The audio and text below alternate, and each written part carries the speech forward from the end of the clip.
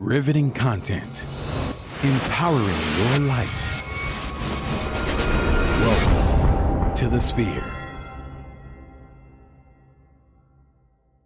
This episode is sponsored by Houston Housewives of Finance. For more information on increasing your cash flow, becoming your own money manager, and to schedule your complimentary personal finance strategy, contact the Houston Housewives of Finance today at 1-844-700-4463. Elite Dental Wellness. At Elite Dental Wellness, Dr. Ashandra Batiste understands that one of the biggest obstacles is dental fear. The vision at Elite Dental Wellness is to ensure every patient is treated with respect, ultimate care, patience, and love. Call us today to make an appointment at area code 713-789-8680. Looking to advertise? Join the Sphere's vast demographic reach of thousands of people all over the world. Send an email today to advertise@thesphere.tv or call us at area code 832-772-7789.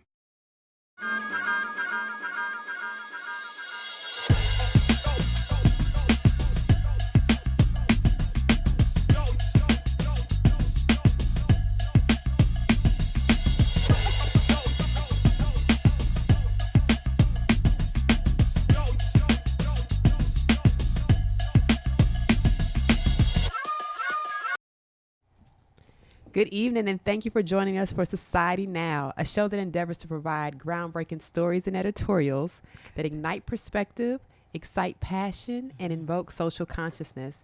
My name is Kira Laws, and you can follow me at The Modern Day Cindy on Instagram. And this is... Hello. I'm Allison Bullock, and you can follow me at Miranda Inc. So we want to welcome all of our Facebook followers. Thank you so much, Jordan and Kaylin. Don't forget to subscribe. Kaylin. I think you may know him. I think I might know Just a him. small We share a possibility. last name. We do. Could that be your husband? It could be. You guys, don't forget, everybody on Facebook, do not forget to subscribe to our show on all major platforms, of course, including Stitcher, iTunes, Google Play, and I always forget that last one. SoundCloud. And SoundCloud. Thank you. Don't forget SoundCloud. Do not forget SoundCloud. We want to hear your reviews on iTunes. Give us constructive feedback. Do not forget to share right now on Facebook Live. And, of course, don't forget to donate to our mission to bring enriched and inspiring content to us each and every week at thesphere.tv/donate. Whew! Got all out. That was a lot. So what are we doing today? So we have a lot of things happening in society. A lot. And I know that this has been like last week was kind of chaotic. We had a lot of stuff that was very ridiculous in the news. And this week is no exception. But I wanted to start off with something that I thought everybody might want to hear about. That Venus was found to be not guilty and not at fault for the car accident. And it's an interesting story. When the car accident happened, the police actually just came out and said she was at fault. Yes. I mean, immediately she was at fault. Was all Blame over the game. headlines. She was at fault. It was all in game. She was the cause of the accident, and because she was the cause of the accident, a person died. And that's what was said. Now, it was found out, thankfully, from TMZ and other people that did some investigative reporting. They went back, looked at the video of we have the traffic cams and stuff like that, and they found that she actually was not at fault. And it's unfortunate because now the conversation is, why was the police so eager to blame her for this accident? And, it is a... you don't want to always make it a racial thing, but I think there's a lot of other things at play as well. And it's a very sensitive issue. So what do you feel about that? So, I remember when that story first, broke, and I read it, and I was like, first, it was just crazy because it's just like, you never hear anything bad associated with her. No, she's very quiet. She's very quiet. And it's no news is good news, right? Right. But, as far as just her name, it seems like the moment that it said that something was her fault, I immediately started reading. And I was like, okay, well, wait, they really don't give you the evidence. They just say that she's at fault. It was a car accident and a man died. So reading on and finding out that it's not her fault, but because police just kind of jumped to that conclusion. Yeah. is one of those things because you can play the race card, let's be real, but also you can play the celebrity card. Absolutely. You know, her and her sister have broken record after record after record after record after record. Yeah. And they're constantly being ridiculed, and you know, and their accomplishments are really being minimized. And then I think a lot of it has to do with who they are and what skin they're in. You know, and again, we could say that. And again, I'm going to definitely side with Kira with the fact is we never actually want to make it a race thing, but it seems like the color of your skin really does play a role on how you get treated, even by the media. Well, I hate to say this, especially by the media. But I think you made a really good point, because race is a point here, but we don't want to make it a big point, but it also is the celebrity factor too, sure. because they're celebrities, it became news instantly, right? It became news instantly. I don't necessarily know if we know about John around the corner. If he had an accident, would we have heard about it with the same outcome, right? You don't never want to hear about someone in a fatality. It's kind of very unfortunate, but it actually is one of those things. It's a sensitive thing because you watched Venus in the interviews after that, and she couldn't even talk because she was blamed for something. She was like, literally, she's like, I don't even know what to say, because she's kind of like, in her mind, she's probably like, I don't even know how that happened. And when you go back and see the video, she's like, it didn't happen. But she felt so guilty about it. And my heart went out to her, because I'm like, anytime you can't even speak because someone is blaming you for something. So the moment that the news, and for those of you that this story is kind of new, I definitely kind of would urge you to go back to see the initial video when she did the press conference, because when she was asked about it, y'all, she literally, I don't want to say she lost it, but you can tell that it literally shook her. It wasn't like, I've been programmed, my publicist told me to say this, I know exactly what to say. It was one of those things where you could tell she was distraught.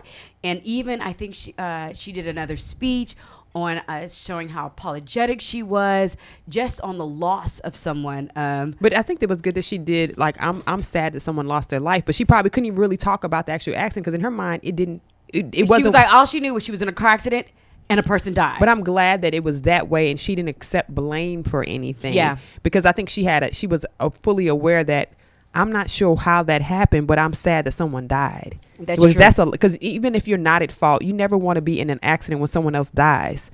You know what I mean? That's a lot. That really is a lot.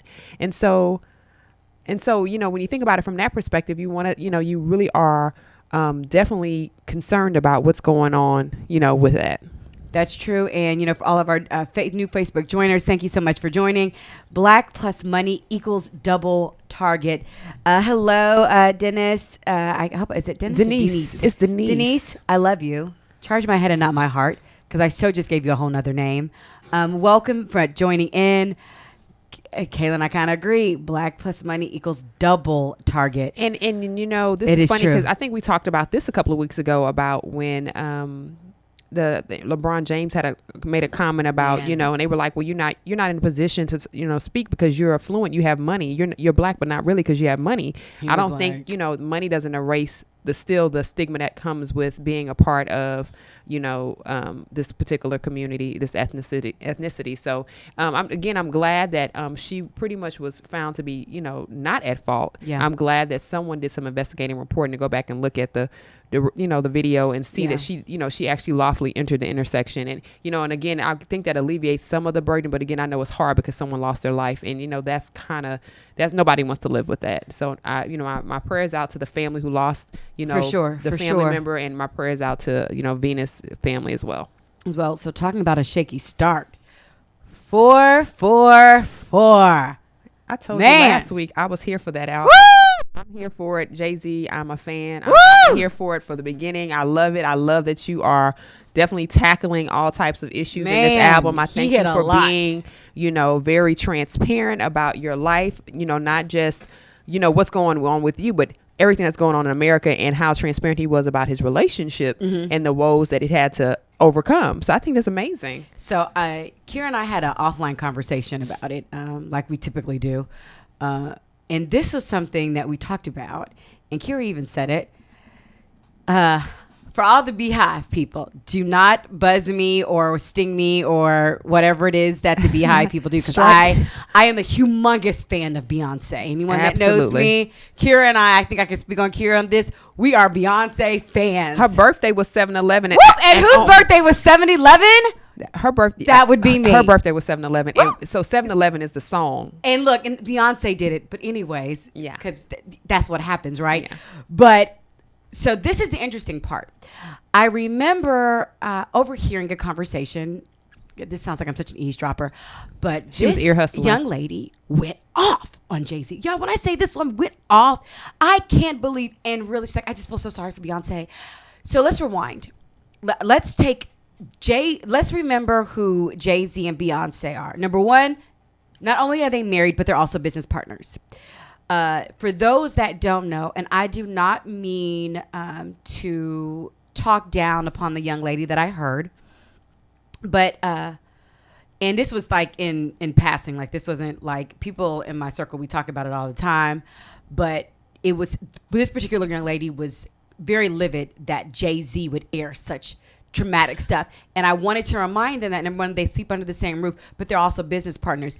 Everything that Beyonce and Jay-Z have done has been very strategic, and it has definitely been written, and those that follow them know that nothing is released unless the other person approves it. So let's just get this straight. This is not Jay-Z going behind Beyonce's back saying, ha, guess what? 444 is out. You guys, this whole thing was communicated. This was cleared. This is him airing out stuff that, truth be told, that a lot of people need to be healed from.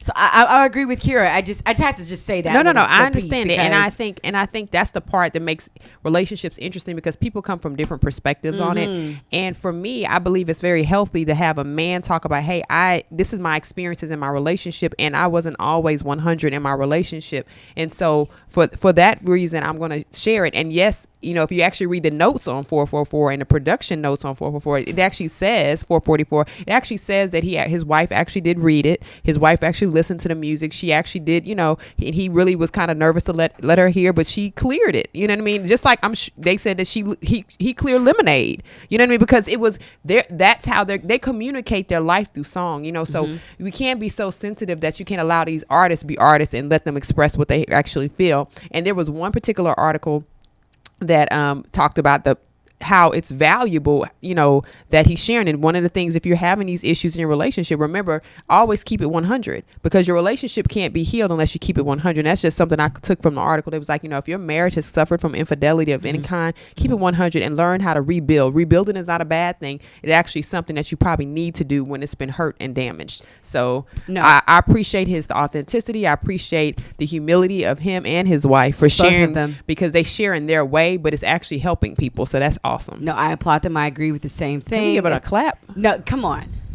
Woo! Clap for that. For those that are just joining, that are new to the show, our clap is like our thumbs up. Like, yeah, we applaud that, absolutely. because a lot of people have, you know, Beyonce and Jay-Z have been ridiculed just as much as they've been praised. But I think specifically for 444, it definitely deserves a hand clap, because they address a lot of issues that, truth be told, a lot of people can relate to that they haven't healed from. Absolutely. So with that being said, this portion of our show is sponsored by the one and only Houston Housewife of Finance. Did you know that only 4 states in the United States offer financial education? 33%, or more than 77 million of Americans, do not pay their bills on time. 39% of Americans carry credit card debt from month to month, and 39% of adults say they don't have enough in their savings. Don't become one of these statistics. Let Houston Housewives of Finance advise you on increasing your cash flow and becoming your own money manager by scheduling your complimentary personal financial strategy. Contact Houston Housewives of Finance today at 1-844-700-4463 or email them at info@houstonhousewivesoffinance.com. Ask how you can participate in a complimentary financial literacy workshop near you. Houston Housewives of Finance are the new faces of the new age of financial services. We love Houston Housewives of Finances. Get if you your don't money know, right. Now you Get know. your money right. Get your situation right. Now let's talk about something else that is it's so interesting, but I love this story. Apparently in Florida over the weekend, a family was saved by a human chain. Now, what happened? A family of 6 members, in the family, 4 adults and 2 young boys, were out swimming with 4 other swimmers, and they were swept away by a powerful rip tide that came, swept them away. And this woman, who was actually a really great swimmer, said, "Oh no, not on her watch." She said not on her watch. She was not going to let them die that day. So she started calling for help. We need to form a human chain. And everybody linked up and started linking up on the beach to pull them out. Do you know the power that was in that? I think that's just so beautiful. Of course, you know, because of the stress and because of how traumatic the situation was, one of the older women did suffer a massive heart attack, and she had a aortic aneurysm in her stomach, but she's been taken off a ventilator. She's been considered to be in stable condition, but I think it's beautiful that you have someone that says, you know, not on my watch. These people are not drowning today. And that's beautiful because you think about people don't realize how powerful water is. Yeah. I don't think people realize it. I think that's some of the reasons why when there's a storm, a hurricane, and things like that, people think they can wait it out, and you really can't. No, but you really can't. You can't. But when you think about you're in the water and you're actually at the beach, and this whole family was saved because one person, you know, thought like, you know, I know we can save them. I know we can save them. Isn't that strong? That's a powerful that's really, story. really strong. And again, this is one of those stories that for those people that always say, oh my gosh, look how many the world people that we linked live together. in is just so poor. It's just so... Look at that. You know, but the fact that all of these people got together, and it's you see in different places in the world, people have done it. Maryland, people have done it last year. They formed a human chain. I'm like, we don't think about stuff like that. How easy we can, you know. So now we need to put this in our database. Like, you know, if we see someone drowning, there's enough people around. Let's form a human chain. Let's get that person out. If you feel led to. But this passes Alabama. They did the same thing. And I love it. And I hate to say it like this. This is just not one of those things, because back in the day, people's initial thought was not to grab a cell phone and video it. So we're going away from the cell phone video footage. Now, there is somebody videoing it, obviously. There's someone that's videoing, but you don't see before in some of the footage that you've seen. It's been like 8 or 9 people. Yeah. This is actually, I remember this one. In Texas. Yes. So this is actually something that can be done. So we wanted to bring it to the forefront. So if you see something, it's enough people around, hey, be like, you know, let's rescue someone. No lives have to be lost. People. That's no lives. Worth a hand clap for sure. No lives to be lost. So I think that's beautiful. Now this is another thing. Oh my goodness. This is another thing that's happening in the world. And I think it's a big conversation piece. Is that are we wrapping up? Are we wrapping up now? Or are we doing more commercials? I think we're doing a commercial. No, we're not. So we just want to thank you so much. I love it. Denise was like, clap. I love it. So thank you so much for all of the Facebook Live joiners. Unfortunately, this is goodbye. I said it. It's goodbye. You know why it's goodbye? Because you have not subscribed to the Sphere to watch Society Now and all the amazing programming that we have. You have to subscribe. So definitely, we absolutely love you. We care so much about you. Again, this is Kira Laws. I'm Allison Guidry. This is the Modern Day Cindy on Instagram. And Miranda Inc. on Instagram. And don't forget, you can join in on iTunes, Google Play, SoundCloud, and Stitcher. Thank you so much for joining us. Hopefully, we'll talk to you soon. Take care. Take care. So another interesting story in the news. Let's go. Now, I think I'm a little sensitive. Lately, I've become even more sensitive, but I'm a little sensitive about this discussion around Sally Hemings. Sally Hemings was a biracial woman, and she was also has mothered 6 of Thomas Jefferson's children. She was apparently involved with him for 37 years. Now, the controversial statement is that she was his mistress. Yeah. A lot of people are taking issue with the word mistress because slaves don't have options. Yeah.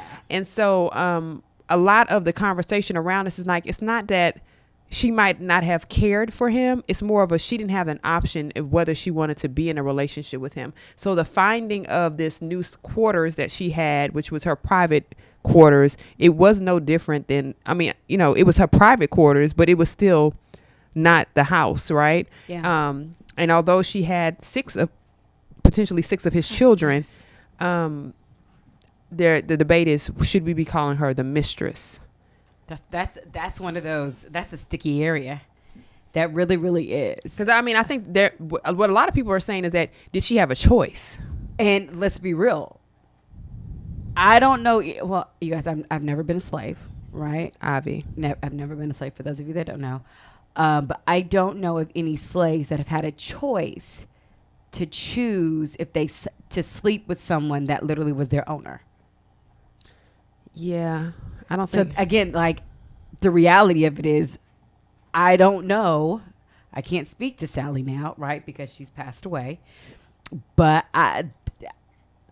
it's one of those things that's kind of common sense, but evidently it's not because it's causing such a debate. But yeah, I mean, and I think it's just that I think people that, well, we're in an interesting time now. We have people discussing the fact that a lot of people don't really understand that slavery was real.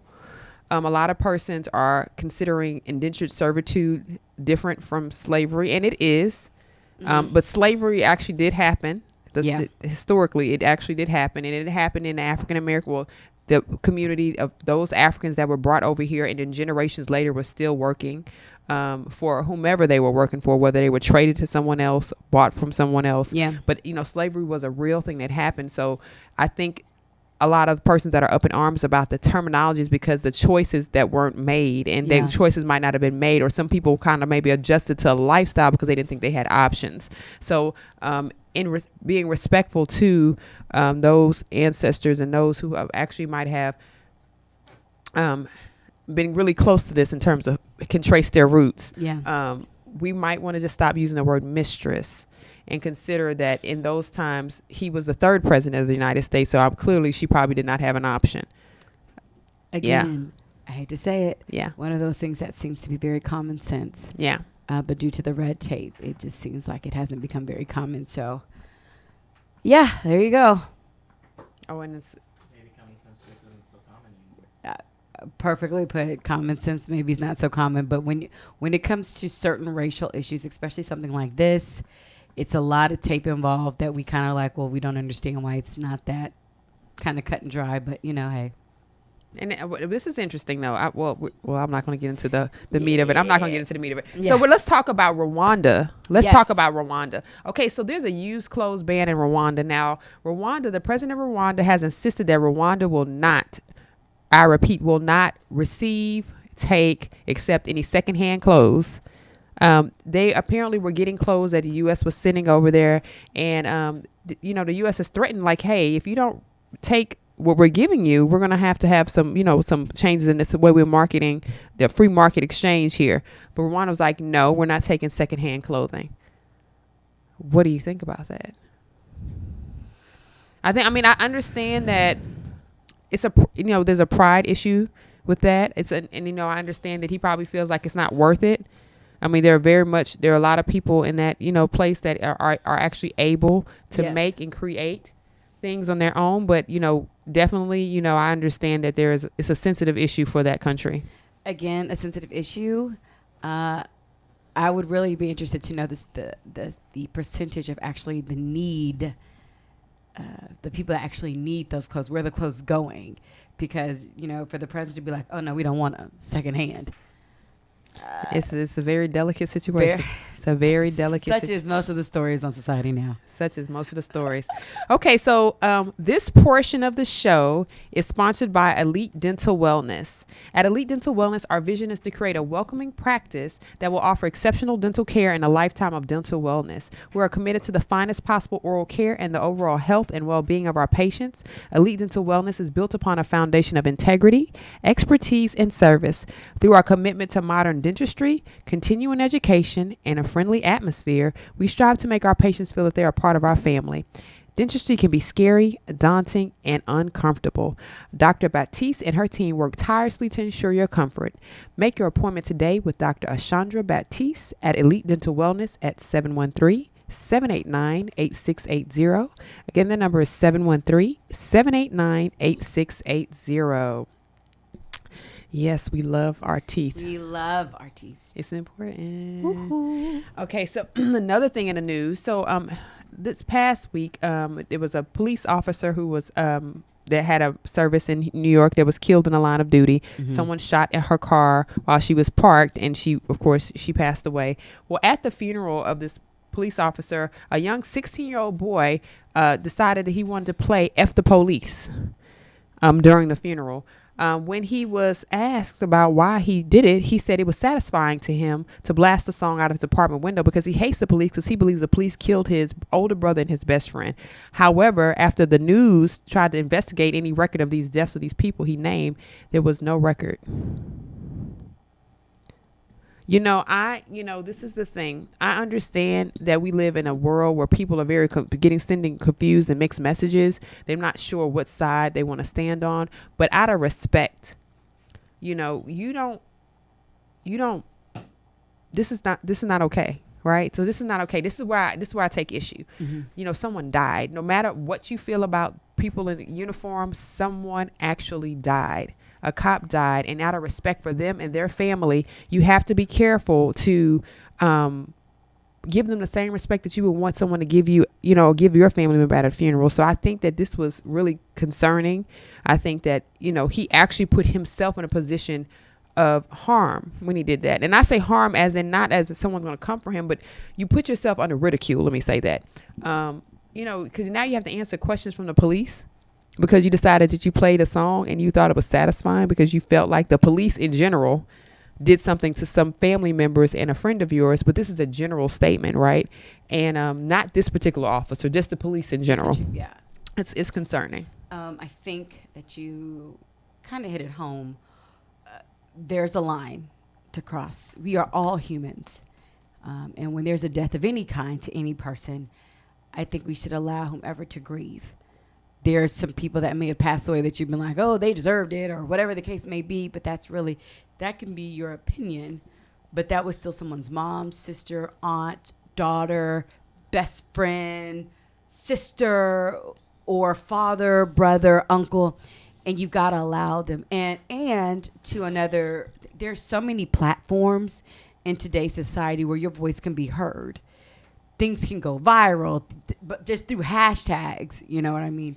And that's how we're trying to get justice to be served. But I think that he was young. He was 16 years old, and I think that he came from a place where it's just... And honestly, I guess the platform he had, he didn't even get to use effectively because when they searched for it, they couldn't find anything. So it's kind of like, for what? You wanted to bring justice to the passing of two people that they can't find. And so that's one of those things, like, if you're going to do it, think it out, because you know why? Anything that's racially sensitive is that the news is catching wind of, especially something like this, they're going to research. They're going to want to know who you are. They're going to want to research the facts. And when they can't find anything, that platform that you were given, you got to really ask yourself, was it worth it? Absolutely. Absolutely. And it's, like I said, it's an unfortunate thing. And hopefully by the conversation that he did have, that he kind of felt remorseful.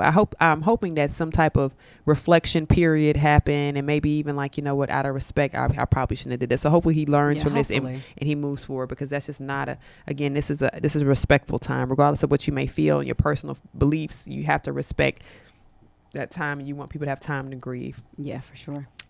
So here at home in Texas, unfortunately, a suicidal man burst into flames. Mm-hmm. Well, jeez, it's not. Yeah, it's interesting. He, police were called because this man was threatening to kill himself. What they did not know is that he had doused himself with gasoline, and so when they tased him, he actually burst into flames. Now, I know this is like one of those subject matters that it's suicidal, it's sensitive, but what do you think about that? So, I hate to say it like this, but so many, the police have been under so much scrutiny lately, it makes you really want to, the devices, maybe it was I don't know. I don't know if they need to revisit maybe their policy and procedure book. Like, hey, if someone's dousing themselves with gasoline, you may not want to tase them. Well, and I didn't read the entirety of the article, but I'm thinking that they didn't know he already had gas. But honestly, friend, doesn't that have an odor? Gasoline, when I am pumped and a little bit gets on my shoe. I believe it does have I don't like pumping gas. Let me be clear about that. I do it because I need gasoline, because I live here and we don't have a lot of public transportation that's near where I live. Mm-hmm. We do have it, but it's just not near me. But gas does have an odor. I mean, a very potent, like if it drops on your shoe and you sit in the car, You close the door. That thing smells. So my thought is maybe they thought because he had the gas in his hand, that's what they were smelling. Oh, okay. So I think he had it in his hand. Okay. So they probably thought that like, okay, he has it in his hand. He had a match.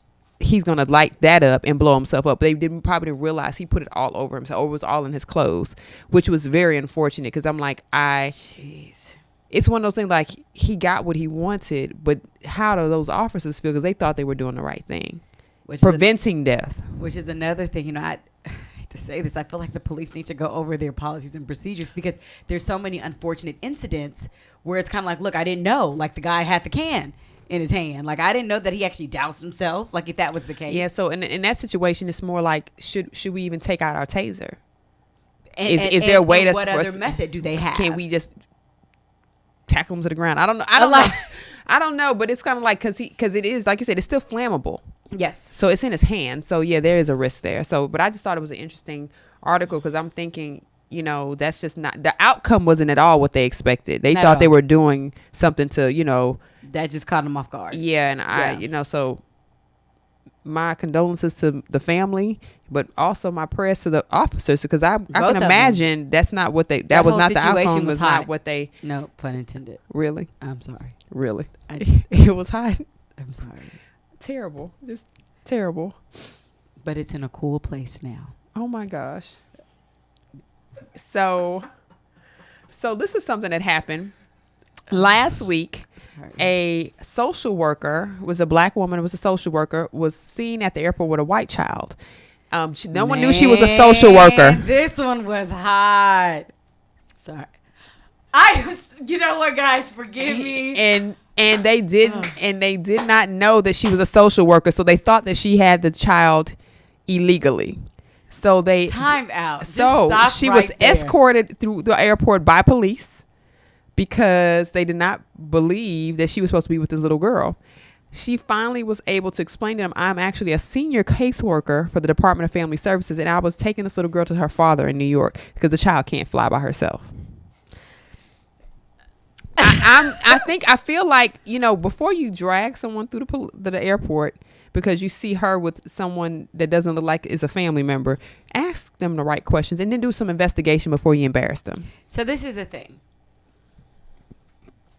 Again, I think that the policy and procedure manual to be an officer of the law probably needs to be revisited. Because racial profiling is real. And I think they probably needs to have a course deeper in ethics, and even to do a survey or some type of test to see if there's racial biases. And if there are, it's almost kind of like if you are a counselor, most counselors have to go through counseling before they're certified in certain schools. I feel like psyche vals. Some psyche vals, I wish. But I probably do need to have psyche. I think that part of it is because realistically, it was more than just one. Clearly, more than one officer, because this whole thing just happened. Then she was able to explain herself. The fact that she had to go through all this, and then she was given a voice to actually speak, like versus like, "Hey, ma'am, hey, just." Where you going? Or, oh, well, I'm this. Here's my badge. Because every person that is a caseworker, especially, have a badge. Mm-hmm. Absolutely. Here's my badge. And I'm sure she had to walk around with her credentials. Absolutely. Here's this. This is the name of the little girl. Taking her to New York. Done. But the fact that all of this, and I think the part is, it's humiliating. It's humiliating. And this happened, some would say, because of the color of her skin. Well, it's a double whammy, because it wasn't just the color of her skin, it was the color of the child's skin. And it's unfortunate because we do know that in the United States, specifically in the U.S., a lot of people adopt kids that aren't necessarily the same race as them. So when you hear about stories like this, it's kind of sad to me, because I'm like, we see persons all the time that adopt children who happen not to be the same race. And so you have to start thinking about the world that we live in. The society we live in now is not, people's families are definitely looking more, diverse. So, Kira, I love you so much. I know you do. I love you so much because of my beauty. It's because of your beauty. Absolutely. And because, here we go. Because I'm just going to go in with it because it's an amazing day. It's different. Okay. Because a lot of people that you're talking about are celebrities. And they have children the colors of the rainbow. Blue, green, purple. You got green kids wearing blue clothes, blue kids wearing green clothes. You see what I'm saying? It's just it just works. You see what I'm saying? It's like, oh, this is so pretty. Because I'm saying those colors, so I don't want people to say, oh, well, she's being biased. No, I know. This was a black woman and a little white girl. Yeah. Or, I'm sorry, this was an African-American adult female and a Caucasian child walking through an airport in, where were they? What state? I think they were leaving Florida going to New York or something like that. Oh, and we love Florida. I think that's where they Who were. But doesn't either love way, they Florida? were going to New York. Florida heading to New York. Now, if they were in New York headed to Florida, that's something different. But they were in Florida headed to New York. And it's sad. For some would say. It's sad. Some. You? Who? You? Some would say that seeing those two together is like, I can't. wait a minute. Something's not right. I wouldn't think that. But so, okay, Kira, again, I'm going to say you have a different perspective. I do. So this is why, because y'all guess where Kira's from? New York. So you grew up with diversity. You grew up with saying, I remember when Kira and I, because we've been friends for a billion years, right? One of the first things that she did when we all met, we were talking about different shades of brown. And she's like, well, Allison, when I see a brown person or even a black person, brown or black, I don't automatically assume that they're African American. I was like, well, what do you mean? She's like, because where I grew up, they could be Puerto Rican, they could be Cuban, they could be Dominican. She's like, so, and all of them have like similar shades of just an African American. She's like, so I never assume, even when they open their mouth, I don't know. So in New York, your perspective, even moving down south, is totally different than the average down southerner. Mm-hmm. And for all of those people, it's real. No, it is absolutely. It's real. So, it's a total different perspective. It is. And this is why we have the sphere. This is why we have the sphere. The sphere is here to broaden your perspective. You better go ahead with that segue. So this portion of the show is sponsored by the sphere. Are you starting your business and looking for a place to advertise? Do you have a need to reach out to thousands of people across the world to build your brand or sell your product? If so, get your product placement and advertising needs handled right here at the Sphere. We offer a wide variety of content delivery platforms, including iTunes, Google Play, SoundCloud, YouTube, and Stitcher. Plus, we have a vast demographic reach within the United States, as well as modern countries across the globe. Our enriched content and inspiring dialogue, coupled with your strategic ad, is surely to hit the mark every time.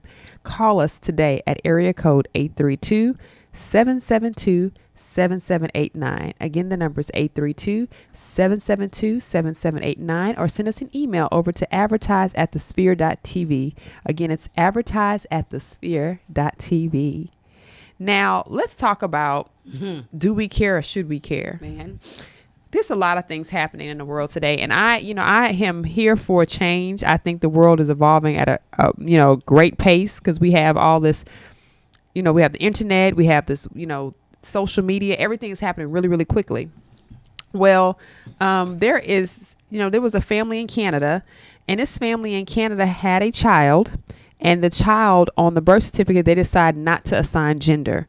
They felt like if signing gender to the child would be an injustice of sort. They felt like that the child should be at a place that they can decide their own gender.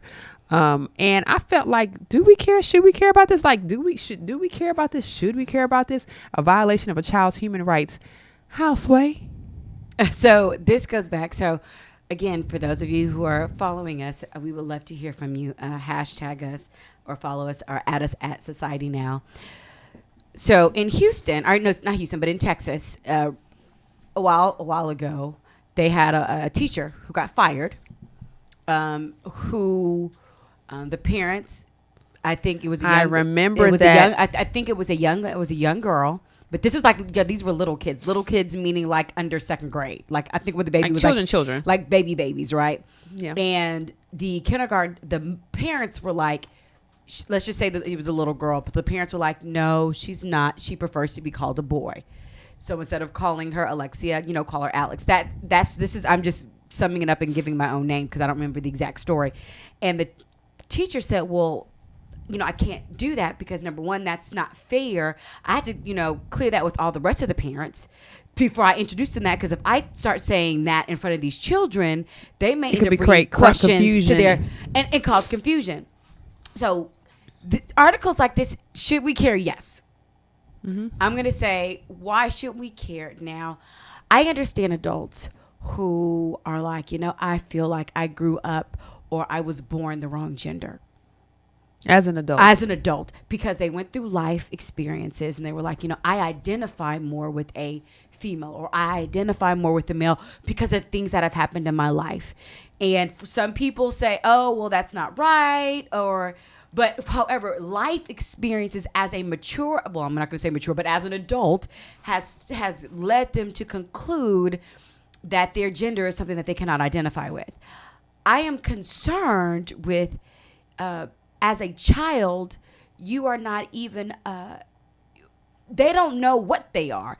Because then that means you're going to have a whole generation of, you have Xers and Ys. You have X's and Ys. It's going to be what? A star or something else. Like, there literally is going to be because what I'm seeing is going to end up happening is you've got male and female and other. You have a 5-year-old coming up. Oh, hey, you are so cute. You are so handsome. Oh, no, I'm other. Well, what do you mean you're other? Oh, I'm not female or male. So I actually, this article was interesting to me, and clearly it is newsworthy, right? We should definitely care. Very much so. Because there has to be, I actually believe that you are born with the genitalia you're supposed to have. And I think the genitalia is a tell of who you are. Now, that doesn't necessarily mean your feelings and the emotions and how things evolve as you grow isn't what it is. I just think that was technically given as a starting place. I'm going to say that. Yeah. Let's start there. Now, however your life unwinds or things like that, that's my personal belief. Now, I don't treat anybody indifferently when they tell me they identify more with one sex or another. I think it's, whatever you feel like you're more comfortable with. Mm-hmm. I think that's fine. That's okay. The genderless thing is a little problematic to me in that we're talking about a child. And I think as a child, not being able to identify with something can cause problems within itself because kids are taught or are groomed by society in that, TV, things mm-hmm. that they see, what they're learning, what they're listening to, cartoons and storybooks are not written as genderless. There's a little boy and a little girl. Yeah. So when they start being able to speak, they're like, well, who am I? You're going to have to, at that point, there's going to be those questions. And now we're going to have a change. And so I'm a little bit, I think as a whole, we need to care about it because I think we can't force anything on anyone, right? But I think you definitely need to give a child something because, again, like I said, these books are not written like that at all. And I don't necessarily think they should be written like that. I think that, the gender is a really very big thing. And so genderless, that conversation, it's interesting we're having this conversation in 2017. I would have never thought we would be having this conversation, when I was in high school and junior high school and elementary school. Like, this is something occurred, something has changed and shifted, and it's interesting to see how it's evolving. But look, think about it, and I got a flash back in my head, right? So you're growing up as a kid, little kid. What did your parents do? That one or two times, depending on how strict your parents were, they allowed you to what? Dress yourself. If you wanted to wear mom's pumps, pull dad's tie, right? You wore that 1 or 2 days, and everybody knew that you dressed yourself that day. It was obvious. Fast forward, now you have in society where children are being groomed because they saw something on TV or saw something like children, and they're changing their parents, and their parents are like, it's okay to dress like that all the time. a male if you're a female. And I believe it was, so that's been publicized. It's like, okay, well, no, if Jane identifies more with John, let him or let her dress like John. No problem. Now it's evolving to, well, baby's born. Clearly, I looked. The doctor said it's this, but no. We're gonna let them decide. I feel like that's a stress on a parent too. So I feel like the bigger burden would be on the parent at that point, because you actually have to have that conversation continuously. Like, listen, no, it's not a blank or a blank. It is blank. Or you can't even say he is or she is. Like, and I think that's a lot more for the parent to manage than it is for the child to manage. Yeah. Because if the majority of the classroom is not doing that, then that becomes problematic. I agree. So let's just have a look at some other hot news. A case of mistaken identity, and in Florida. In a new video, Florida police found themselves in an incredibly awkward situation when they appeared to be racially profiling a driver, only to find out she actually was the first African American elected to the state attorney position in Florida. And in the video, the officers are struggling trying to justify why it is they have pulled her over, because they were trying to say, well, her car was unmarked, and she was explaining to them, like, in my position, I'm allowed to have an unmarked car because people don't need to know my information on, DMV information. Like, people can look that up. So she has an unmarked car and stuff like that. So she, as the video was going, you could see her just kind of smiling, like, you guys don't really realize that y'all are really messing up right now. Like, y'all pulled me over for no reason. And so I don't know if, yes, they might have had reason that her car was not marked appropriately, but at the point where they realized who she was, did they take it too far? I mean, of course she got let go of. She didn't, no harm, no injury, anything like that. But you can see they were stumbling over the. Mm-hmm. And what state was this again? Florida. What? One more time. What state? Florida. Oh, Florida. I don't know. Florida's gotten a lot of heat. Florida's gotten a lot of heat. Florida it's happening in Florida. A lot of stuff is happening. A lot, and I'll be honest. I am thankful that this. Oh, I want to say this. Oh, but I'm not.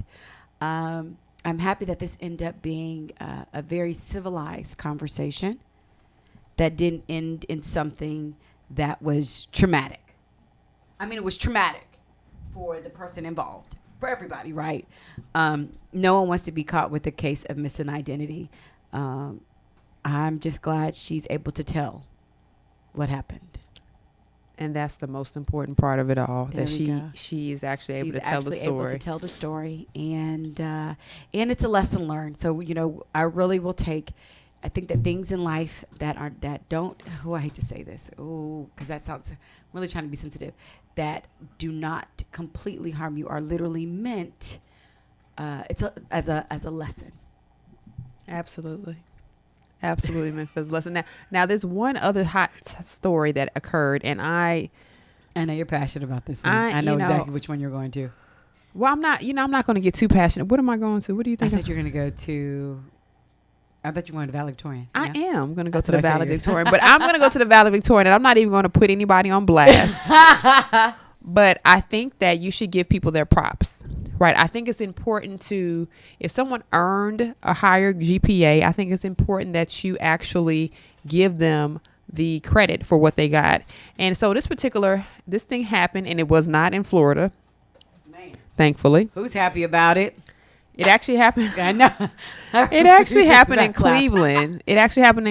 Yeah, but it's interesting. Okay, this happened in Cleveland. A young woman who actually graduated a valedictorian in Cleveland was told that she needed to share her title with a white classmate with a lower GPA. Her mom is actually suing because she's like, I don't think my daughter should have to share. And I can totally understand why she's suing, because that's absolutely ridiculous. And let's just to plug in, because a lot of people are just like, oh, why she had to sue you guys? This history, the high school's name is Cleveland High School. In its 110-year history, this is the first time that they've ever had a black valedictorian. That's telling, right? 110, y'all. Yeah, my text really just came out. Yeah, y'all. 110 years. 110 years. People are just like, oh, you sue for everything, but that's I mean, at Mm.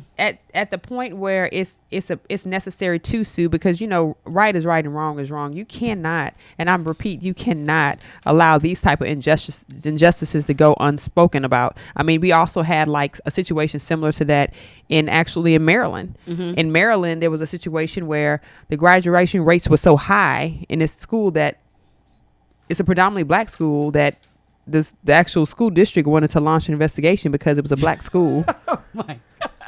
Now, we didn't really get a chance to talk too much. We're going to probably continue with this conversation, For but sure. it's unfortunate that because the school is predominantly black, that they want to actually do an investigation to see how the scores are high. Now, we know. Now, this is my final note. You can jump in, friend. Okay. We know by and large that just because, I believe that there's no particular race that is less or smart or more smart than anyone else. I think that agree. we're all very smart and capable, all ethnicities, all races. I agree. And I think it's unfortunate that somehow throughout history, some particular races and ethnicities have gotten a bad rap as if they're not competitive academically. And I think it's unfortunate that because they had an 81% graduation rate, that it raised alarm and suspicion amongst the school board members, and they want to know, how is that possible? I think that it's unfortunate. I really think it's unfortunate, because I think you would be rejoicing that it was an 81% graduation rate in this particular school. And I think that says that as a community in that particular area, people need to band together and figure out what is it that the community is projecting in that area, that the officials and the school board doesn't believe that the students in that school or in that district aren't capable of being competitive. So it goes back to a couple of things, Karen, that you and I have talked about offline, which is number one, documenting is important. And we've talked about this on other stuff, but also, this is the society we live in. Are we okay with it? No. That's why we have shows like this, not just to talk about racial issues, but people issues, people concerns, that we want you to really look at, to take a deeper look and not just be quick to judge or to be quick to say something, but to literally have some type of introspective look. That's what society now is for, because in society now, that's what you need to do. Absolutely. We need to do that. We need to be more reflective. We need to be more intentional, and we definitely need to spread the word that we're beyond just being good for entertainment. We're actually academically competitive as well. So, and I'm saying we as in all minorities, all persons of all colors, not just any particular race. So I think that's the bigger message here. Let's make sure we spread that message. So with that being said, you guys, it's a wrap. We thank you so much. Not forever, just Not until forever, next week. Just until next week. We look forward for you to join us next week on Society Now as we continue to ignite perspectives, excite passion, and invoke social consciousness. I'm Allison Bullock, and don't forget to follow me on Instagram at Miranda Inc. Miranda Inc. And I am Kira Laws, and you can follow me at The Modern Day Cindy on Instagram. Remember to like, follow, share, and subscribe on iTunes, Google Play, SoundCloud, and Stitcher. And with that being said, we love you so much, and good night. Good night. Boop, boop.